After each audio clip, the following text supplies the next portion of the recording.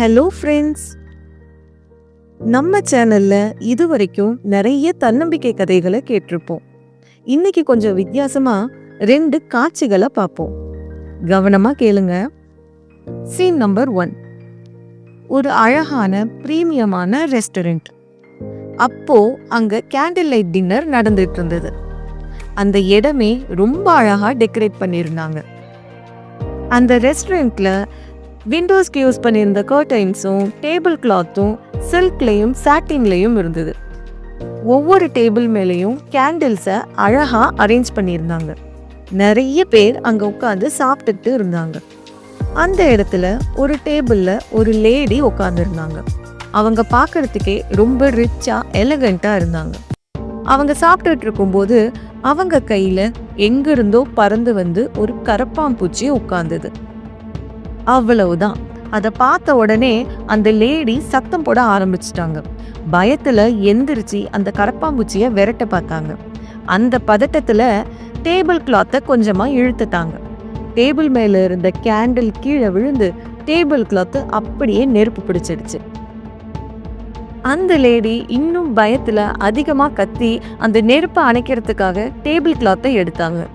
எடுத்த வேகத்துல நெருப்பு பக்கத்துல விண்டோல இருந்த கர்டைன் மேலையும் பக்கத்துல இருந்த டேபிள் கிளாத் மேலையும் பட்டு மொத்த இடமுமே கொஞ்ச நேரத்துல முழுசா தீப்பிடிச்சிடுச்சு. சரி, இப்போ சீன் நம்பர் 2. அதே ரெஸ்டாரண்ட், அதே கேண்டில் லைட் டின்னர், அதே மாதிரி சஃபிஸ்டிகேட்டடா இன்னொரு லேடி உட்காந்து சாப்பிட்டுட்டு இருக்காங்க. அவங்க மேல இதே மாதிரி எங்கிருந்தோ பறந்து வந்து ஒரு கரப்பாம்பூச்சி உட்கார்ந்தது.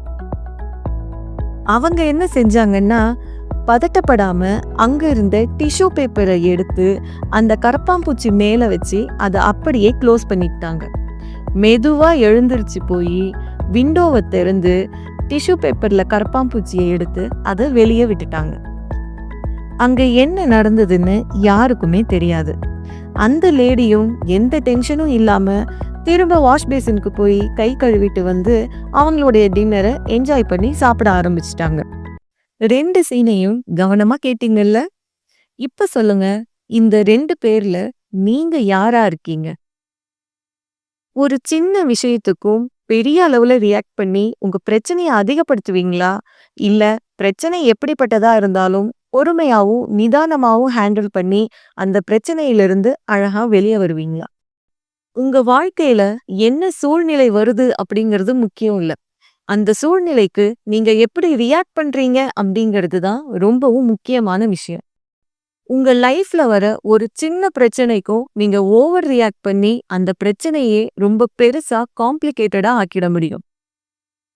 அதே மாதிரி ஒரு பிரச்சனைக்கு ரொம்ப பொறுமையாவும் நிதானமாவும் யோசிச்சு நம்ம ஸ்மார்ட்டா ரியாக்ட் பண்ணா அந்த பிரச்சனையிலிருந்து ரொம்ப ஈஸியா நம்ம வெளியே வந்துட முடியும். ஸோ இதுல இருந்தே புரிஞ்சுக்கோங்க, உங்க லைஃப்ல வர ப்ராப்ளம் அப்படிங்கிறது எந்த விஷயத்துக்கு நீங்க எப்படி ரியாக்ட் பண்றீங்க அப்படிங்கறத பொறுத்து தான் இருக்கு. நம்ம லைஃப்ல நடக்கிற எந்த நிகழ்வுகளையும் சூழ்நிலைகளையும் நம்ம கட்டுப்படுத்தவே முடியாது.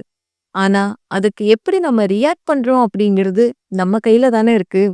அதனால ஸ்மார்ட்டா யோசிங்க. பொறுமையா நிதானமா எந்த விஷயத்தையும் அலசி ஆராய்ஞ்சு அதுக்கேத்த மாதிரி நம்ம ரியாக்ட் பண்ணும்போது நிச்சயமா எந்த ப்ராப்ளமுமே ஈஸியா சால்வ் ஆயிடும். Be smart, react smartly. இந்த கதையும் இந்த கதையினுடைய கருத்தும் உங்களுக்கு பிடிச்சிருந்ததுன்னா என்னுடைய வீடியோக்கு ஒரு லைக் கொடுங்க. உங்களுடைய ஃப்ரெண்ட்ஸ் அண்ட் ஃபேமிலிக்கு இந்த வீடியோவை ஷேர் பண்ணுங்க.